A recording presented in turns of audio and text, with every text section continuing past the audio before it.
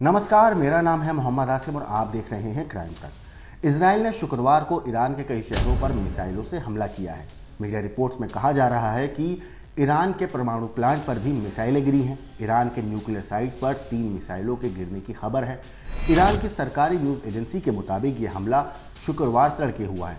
Iran के Isfahan शहर के एयरपोर्ट पर भी धमाके की आवाज़ सुनी गई है। इस शहर में कई न्यूक्लियर प्लांट हैं। ईरान का सबसे बड़ा यूरेनियम प्रोग्राम भी इसी जगह से चल रहा है। इन धमाकों के बाद कई फ्लाइटों को डाइवर्ट किया गया है।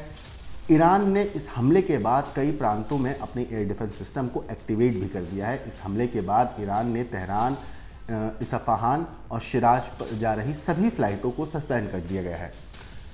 कम से कम 8 फ्लाइटों को डाइवर्ट किया गया है। इजराइल के इस संभावित हमले से पहले ही ईरान के विदेश मंत्री हुसैन अमीर ने गुरुवार को चेतावनी दी थी और उन्होंने कहा था कि अगर इजराइल काउंटर अटैक करता है तो ईरान मुंह तोड़ जवाब देगा। वैसे आपको बता दूं कि ईरान ने 13 अप्रैल की आधी रात को इजराइल पर मिसाइल और ड्रोन अटैक किए थे। इस पूरे मामले पर ईरान ने उस वक्त इस पूरे अटैक में ईरान ने इजराइल पर तकरीबन 300 से ज़्यादा अलग अलग तरह के ड्रोन हमले किए थे, जिनमें किलर ड्रोन से लेकर बैलिस्टिक मिसाइल और क्रूज मिसाइलें शामिल थीं। इस हमले के तुरंत बाद इजरायली सेना ने एयर डिफेंस सिस्टम को एक्टिवेट कर दिया था।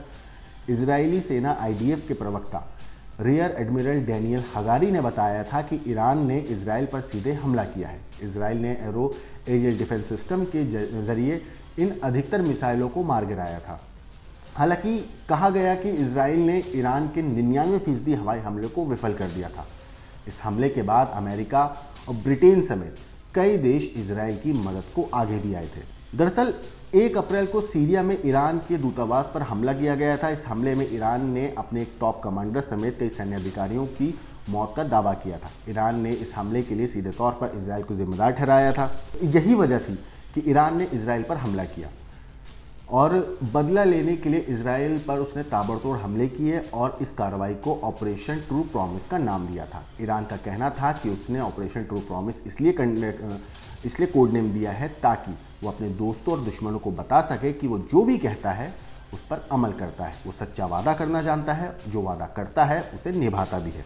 इस बीच इस्लामिक रेवोल्यूशनरी गार्ड यानी कि IRGC ने अपने सभी सैन्य अड्डों को हाई अलर्ट पर कर दिया है। एयर डिफेंस सिस्टम एक्टिवेट कर दिए गए हैं। ईरान की सरकारी न्यूज़ एजेंसी के मुताबिक ये हमला शुक्रवार को सुबह हुआ है।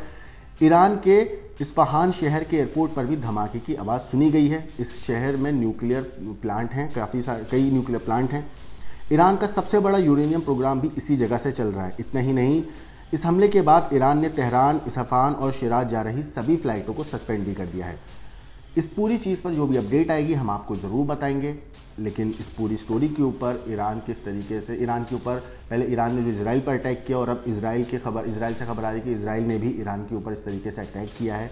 इस पूरी चीज़ के ऊपर आपका क्या कहना है, क्या सोचना है, हमें कमेंट करके ज़रूर बताइएगा। बाकी देश और दुनिया की क्राइम की खबरों के लिए देखते रहिए क्राइम तक।